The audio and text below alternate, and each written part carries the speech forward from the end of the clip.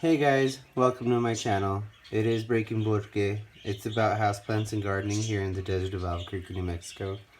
In today's video, I wanted to share with you my Monstera variegated. Now this one didn't unfurl a new leaf. You can see it is still kind of lime green because it hasn't hardened off yet, but I got my first fenstration, which it's not much, but hey, it counts.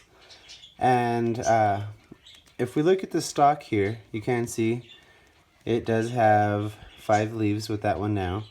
And a couple of these have actually sent down their aerial roots into the media down here.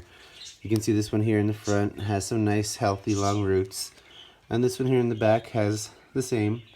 So what I think I'm going to do is eventually I do want to chop it up, but since these are already rooted in the moss down here, because that's what this thing is kept in, I think that's what I'm going to do for this next one here. And just basically air layer it so I don't have to worry about it dying or rotting. So I'm going to show you how I do that in this video today. I do have a propagation vessel. This is just a little, this actually was from a candle, and I scraped the candle out when I was done and washed it, and yeah, I use it. I like that it's not clear glass because it's less likely to develop algae, and it's cute. And then I have here some moistened moss. It is the long grain moss. It's not, it's a sphagnum type.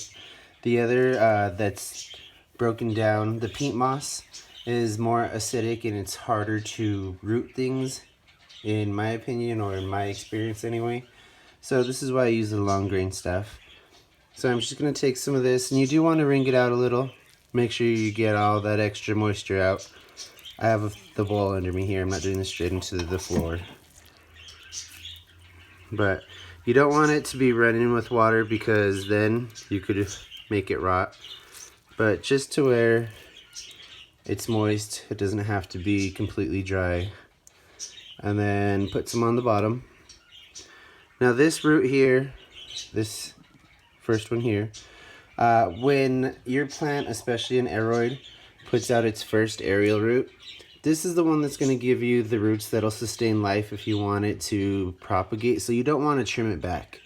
You could always cut it maybe like in half if it's super long, or wind it around the bottom of the pot, but you don't want to take it off. If you do, what happens then is this won't regrow if you trim it too low. It'll have to grow from a new aerial root, which will set your plant back. So if you can, keep and use the original aerial roots before they dry up and get crispy.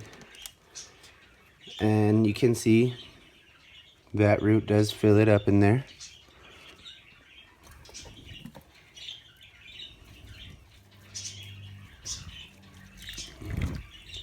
So I'm just going to take some more of this moss and pack it in the top here, and make sure we have contact with that aerial root. So hopefully in a couple weeks we will have a nice